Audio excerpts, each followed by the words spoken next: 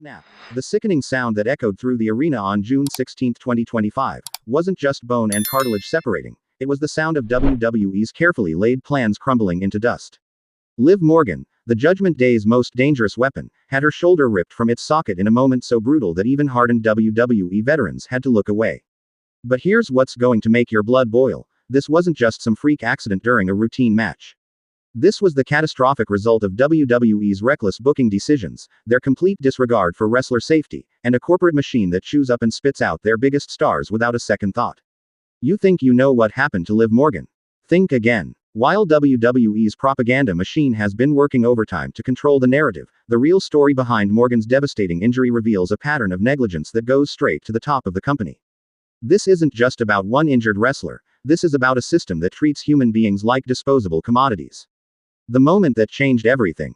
June 16, 2025. Monday Night Raw. What should have been another routine victory for the Women's World Champion became a nightmare that will haunt Liv Morgan for the rest of her career.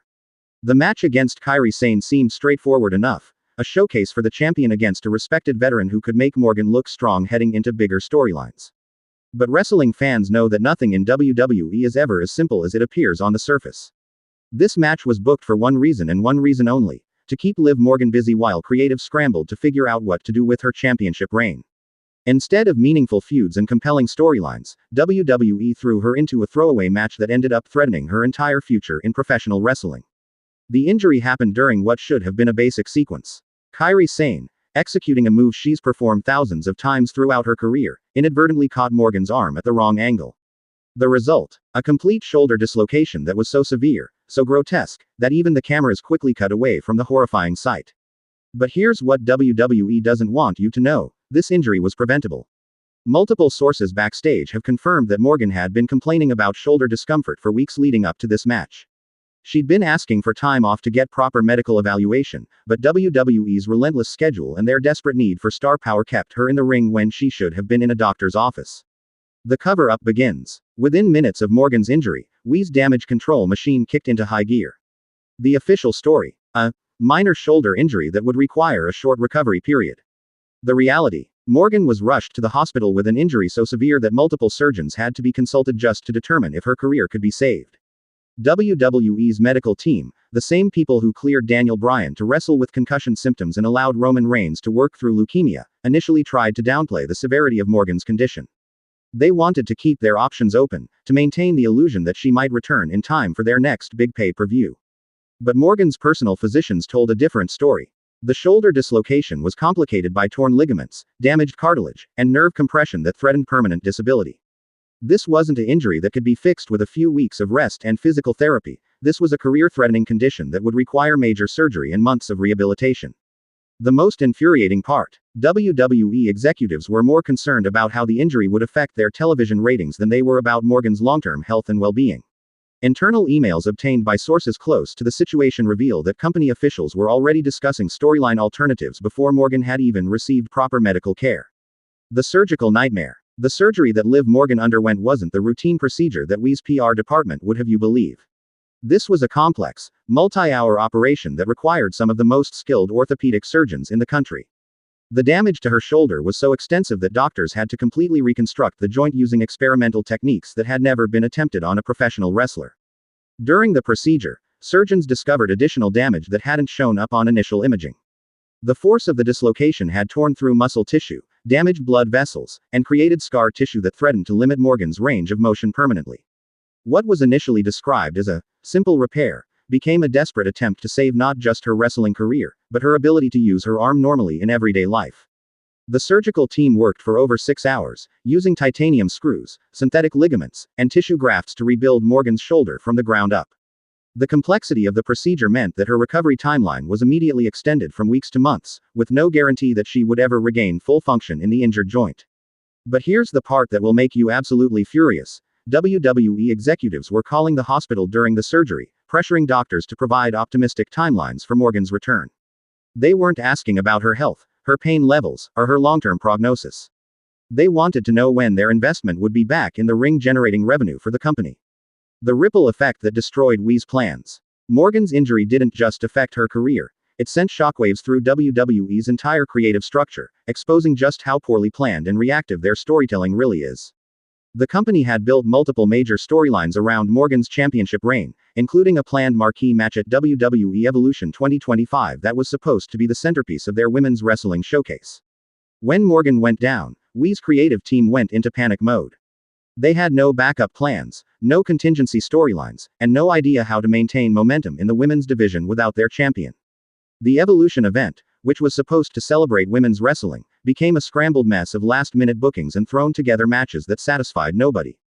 The Judgment Day storyline, which had been carefully built around Morgan's dual role as women's world champion and faction leader, collapsed overnight. WWE had invested months of television time establishing her as the group's most dangerous member, only to watch their entire investment evaporate in a single botched spot during a meaningless match. But the most damaging aspect of Morgan's injury was what it revealed about WWE's talent development philosophy. They had become so dependent on a small handful of top stars that losing just one performer for an extended period threw their entire operation into chaos. Years of ignoring mid-card talent and failing to build depth in their roster came back to haunt them when they needed it most. The financial disaster that WWE won't admit. While WWE publicly downplayed the impact of Morgan's injury, the financial implications were staggering. Her absence forced the company to restructure multiple events, resulting in millions of dollars in lost ticket sales, merchandise revenue, and streaming subscriptions. The Evolution pay-per-view, which had been heavily marketed around Morgan's participation, saw its buy rates plummet when fans realized the show's main attraction wouldn't be appearing. Television ratings for Monday Night Raw dropped significantly in the weeks following Morgan's injury, as casual fans who tuned in specifically to see the popular champion found themselves watching hastily assembled replacement storylines that lacked the polish and excitement they expected. Advertising revenue took a hit as sponsors questioned whether WWE could deliver the audiences they had promised. The merchandise implications were equally devastating. Morgan's championship merchandise, from replica belts to t-shirts to action figures, had been flying off the shelves. Her injury created an awkward situation where WWE was still marketing products featuring a champion who might never wrestle again, while simultaneously trying to build interest in potential replacement storylines. But the most significant financial impact was on WWE's long-term planning. The company had negotiated television contracts and pay-per-view deals based on projections that included Morgan as a featured performer for years to come. Her uncertain status forced executives to scramble for alternatives while trying to minimize the impact on their bottom line. The locker room revolt that nobody talks about. Behind the scenes, Morgan's injury sparked a revolt among WWE's roster that the company desperately wants to keep quiet. Wrestlers who had remained silent about working conditions and safety concerns suddenly found their voices, demanding better medical protocols and more reasonable scheduling practices. Multiple performers approached management expressing concerns about being rushed back from injuries, citing Morgan's situation as an example of what happens when wrestlers are pressured to perform before they're medically cleared. The locker room atmosphere became tense as talent questioned whether the company truly had their best interests at heart. Veteran wrestlers who had watched friends and colleagues suffer career-ending injuries began speaking up about the need for independent medical oversight, rather than relying solely on WWE's in-house doctors who have obvious conflicts of interest. They pointed to Morgan's case as evidence that the current system prioritizes company profits over performer safety. The tension reached a boiling point during a backstage meeting where several top stars confronted management about working conditions. The discussion became heated when officials tried to dismiss concerns by claiming that Morgan's injury was a freak accident that couldn't have been prevented, despite evidence suggesting otherwise. The medical malpractice that enabled the disaster. Investigation into the circumstances surrounding Morgan's injury revealed a disturbing pattern of medical negligence that extends far beyond her specific case. Multiple sources confirm that WWE's medical staff had been aware of Morgan's shoulder problems for weeks before the injury occurred, yet continued to clear her for active competition. The company's medical protocols, which are supposed to protect performers from exactly this type of injury, failed catastrophically in Morgan's case. Despite her complaints of pain and reduced range of motion, WWE's doctors repeatedly declared her fit for competition without ordering the comprehensive imaging studies that would have revealed the underlying damage. This pattern of prioritizing short-term roster needs over long-term performer health has become endemic within WWE's medical department. Wrestlers report feeling pressured to minimize injury reports and return to action before they're fully healed, creating a culture where serious problems are ignored until they become career-threatening disasters. The most damning evidence comes from internal medical records that show Morgan's shoulder problems were documented as early as May 2025, yet she continued wrestling for nearly a month before the catastrophic dislocation occurred. Any competent medical professional would have ordered her to rest and undergo proper evaluation, but WWE's doctors apparently felt that keeping their champion on television was more important than preventing permanent injury. The insurance nightmare that reveals WWE's true priorities. While Liv Morgan lay in a hospital bed undergoing reconstructive surgery, WWE's insurance and legal departments were working overtime to minimize the company's financial exposure.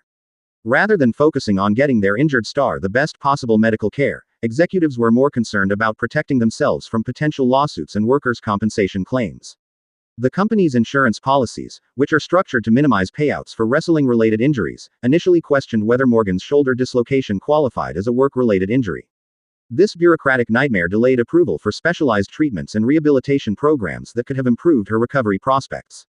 Legal documents reveal that WWE attempted to argue that Morgan's injury was the result of a pre-existing condition, despite their own medical staff clearing her to wrestle just hours before the dislocation occurred. This cynical attempt to shift responsibility away from the company demonstrates just how little they actually care about their performers' well-being.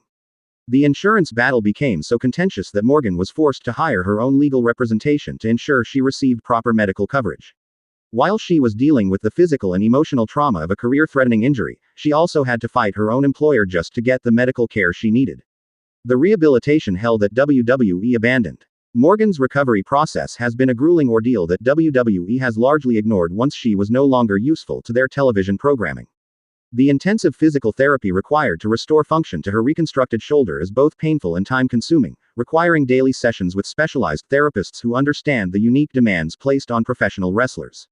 The psychological impact of the injury has been equally devastating. Morgan went from being the top female performer in the company to watching her career prospects evaporate in a single moment. The uncertainty about her future, combined with the physical pain of recovery, has created mental health challenges that WWE's support system is completely inadequate to address. Financial pressures have compounded Morgan's stress during her recovery period. While WWE is contractually obligated to continue paying her salary during her injury leave, the company has made it clear that they won't wait indefinitely for her return. The pressure to rush back before she's fully healed is intense, recreating the same conditions that led to her injury in the first place. The lack of meaningful support from WWE management during her recovery has been particularly galling. While executives were quick to exploit Morgan's popularity when she was healthy, they've shown little interest in her well-being once she became unable to generate revenue for the company. The replacement disaster that exposed WWE's desperation. With Morgan sidelined indefinitely, WWE faced the impossible task of replacing their most popular female performer without missing a beat in their television programming. The solutions they implemented revealed just how shallow their talent development really is, as they scrambled to elevate performers who weren't ready for main event status. The hastily arranged tournament to crown a new women's world champion was a creative disaster that satisfied nobody. Fans rejected the obvious corporate manipulation, while the wrestlers involved struggled to fill the void left by Morgan's absence.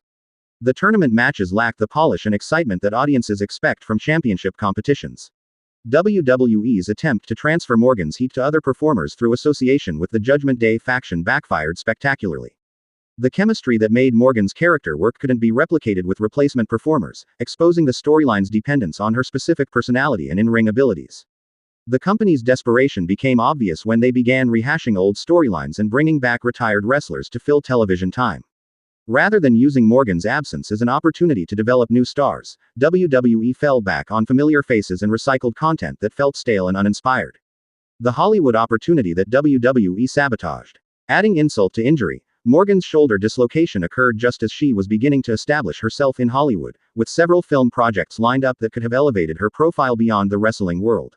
The injury forced her to withdraw from these opportunities, potentially costing her millions in future earnings and career advancement. The timing couldn't have been worse from a financial perspective. Morgan had leveraged her WWE success into mainstream opportunities that would have provided financial security regardless of her wrestling career's longevity. The injury destroyed these prospects just as they were beginning to pay dividends. WWE's role in sabotaging Morgan's Hollywood aspirations through their negligent handling of her medical care represents a broader pattern of the company limiting their performers' outside opportunities. By keeping wrestlers on grueling schedules that leave little time for other pursuits, WWE ensures their talent remains dependent on the company for income. The lost Hollywood opportunities also represent a missed chance for WWE to benefit from mainstream exposure through Morgan's success in other media. Her crossover appeal could have brought new fans to wrestling while elevating the profile of women's wrestling in general. The systemic problems that Morgan's case exposes. Morgan's injury isn't an isolated incident. It's a symptom of systemic problems within WWE's medical and safety protocols that put every performer at risk. The company's profit-driven approach to talent management creates an environment where wrestlers are encouraged to work through injuries that should sideline them. The lack of independent medical oversight means that WWE's doctors face inherent conflicts of interest when evaluating injured performers. Their primary loyalty is to the company that employs them, not to the wrestlers whose careers they're supposed to protect. This creates situations where business considerations override medical judgment.